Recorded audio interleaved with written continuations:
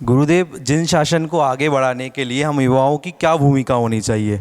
बहुत अच्छा प्रश्न है। मंदिर जी में हम 10 मिनट नहीं रुक पाते हैं, मूवी देखना हो, वेब सीरीज़ देखना, हम 4 घंटे मोबाइलों में लगे रहते हैं। तो कैसे हम आगे आएँ? जो गुरुदेव हमारा इतना देकर गए हैं, इतना कुछ करके गए हैं, तो हम उनके प्रकल्पों को कैसे पूरा करें और कैसे आगे आएँ? युवा कैसे अपनी भूमिका बनाएं ताकि हम इस जिन शासन को बहुत आगे तक ले जाएं, जो हमारी आने वाली पीढ़ियों को बहुत अच्छा प्रश्न है, बहुत अच्छा प्रश्न है।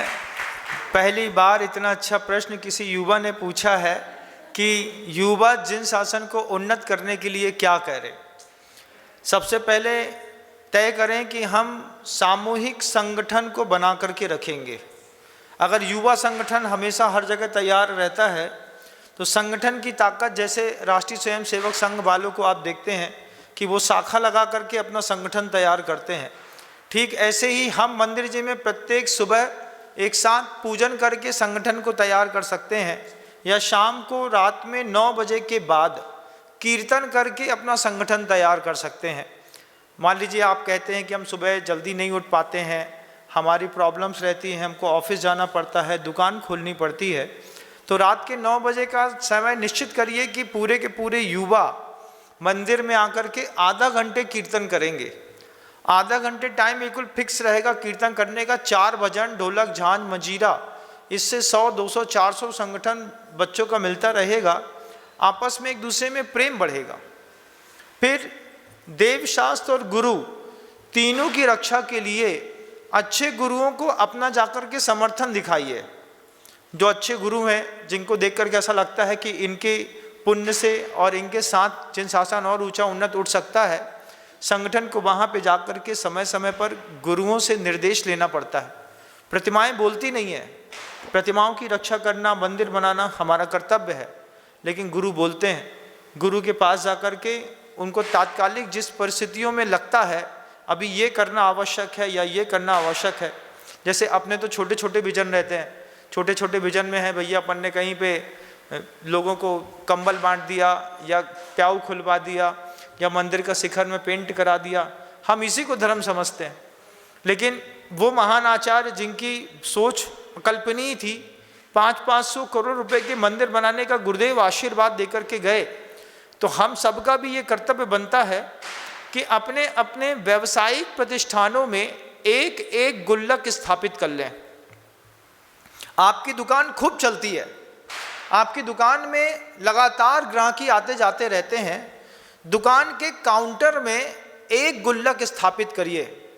जो व्यक्ति उसमें दान देना चाहता है, 200-400 रुपये, 50 रुपये, 1000 रुपये, कुछ भी, मैं ऐसा मानता हूं कि अगर जितने भी जैन समाज के लोग हैं अपनी दुकान के काउंटर में एक गुल्लक स्थापित करिए और स्थापित करके उसको साल भर तक उसका राशि व्यवस्थित रूप से निकालते रहिए और रजिस्टर्ड करते रहिए।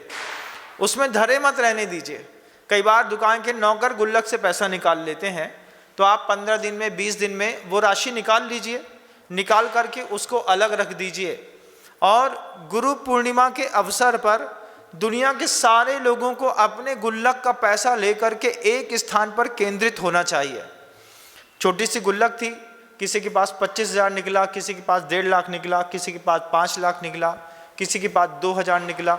जब एक एक परिवार का पैसा थोड़ा थोड़ा भी सेंट्रलाइज होगा, समूह में जब वो बल्क में पैसा दिखेगा, तो हम जिन शासन की उन्नति के 1000 काम कर सकते हैं, 1000 काम कर सकते हैं। हमको एक संगठन बनाने की जरूरत पड़ेगी।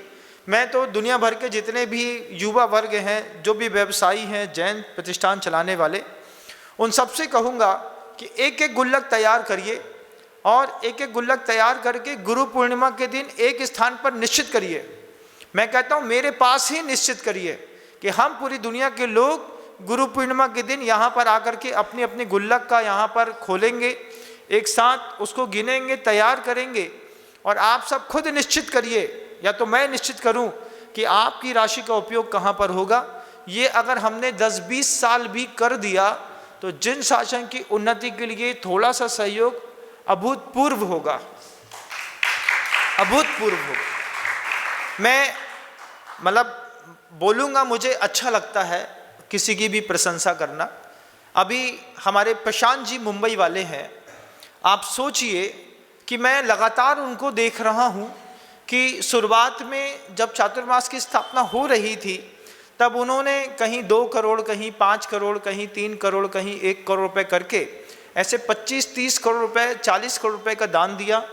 अभी पुनः मैंने देखा कि ललितपुर की प्रतिभा स्थली पूरी की पूरी प्रतिभा स्थली बनाने का उन्होंने नगद सौभाग्य प्राप्त किया है। उन्होंने 20 करोड़ रुपए की एक साथ राशि देकर के कहा है कि ललितपुर की पूरी प्रतिभा स्थली में जितना पैसा खर्चा होगा हम लगाएंगे। अभी सुना है कि वो नेमावर पधारे थे, नेमावर में भी 5.5 करोड़ रुपए की राशि दान दे करके गए हैं और भी गौशाला में लगातार दे रहे हैं।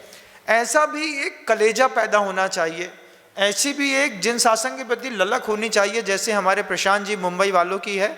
मैं तो प्रार्थना करता हूँ प्रभु जी से कि उनका स्वास्थ्य, उनका वैभव ऐसे अजर अमर बना रहे, जिनकी ऐसी पवित्रतम बुद्धि है कि वे अपनी राशि का पूरा प्रयोग आज गुरुदेव के नहीं रहने के बाद भी गुरुदेव के प्रकल्पों को जान लगा करके पूरी करने में लगे हैं और उनमें अभिमान नाम की कोई चीज़ नहीं है।